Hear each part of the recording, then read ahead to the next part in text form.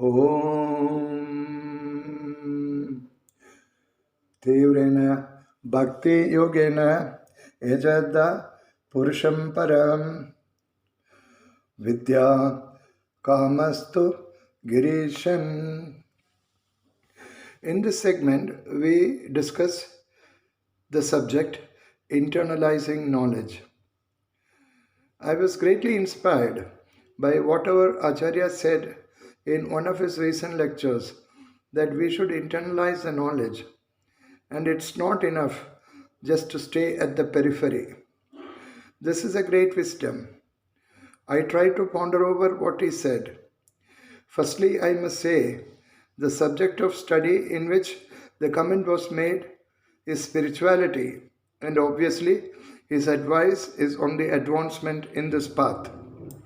The question is how we can really do this. This is not a one day job. This is a continuous process and to be made a core habit.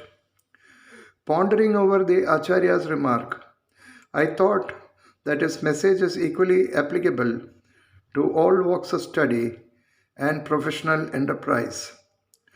All of us devote some time for praying every day.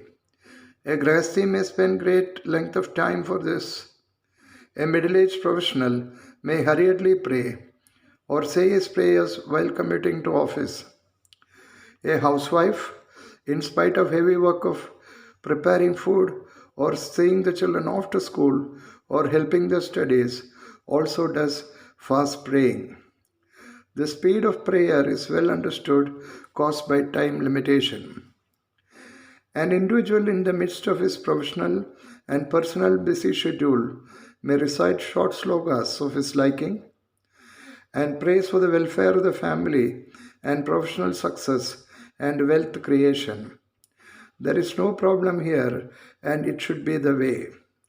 But it's important at those times to acknowledge the power within which has propelled such advancement. Such power is within the individual, and the practice is to start to acknowledge this within power. And as one ages, the repository of internal power would have got more and more recognition by the individual. This is the basic aspect of internalizing knowledge, that to know the power within, which is permanent and non decaying, and which has aided success or enabled us to stand strong in challenging situations. So, the idea is that when you pray, chanting a few words or sentences, it may be a small or legu sloka, or it may be just a salutation in front of puja in the house, you must realize the truth behind the words or action, which will add to your inner wealth management and make you a good human being. The truth that you must start recognizing and accepting is the divine power in you. I must admit that I am not doing justice in saying that youngsters spend little time in prayers. I must admit there are many in our own family who have great samarpana bhava and are very advanced in bhakti. In spiritual studies, Acharya elaborately discusses the scope and meaning of the verses in the Upanishads or subject matter under study. There are hundreds of verses that we learn which are in Sanskrit language. First of all, it is very difficult to by heart them or their commentaries. But it is crucial that essence of what is being explained should be imbibed, and our values also should change accordingly.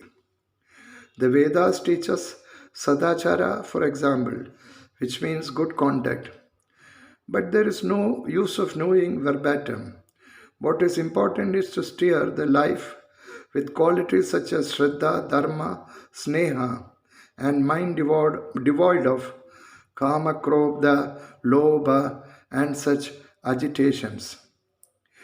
Creating internal wealth gives us the double benefit of being a competent person in the transactional world and at the same time enhances our Atma Bodha our self awareness.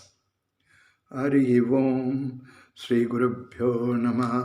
Hari Om.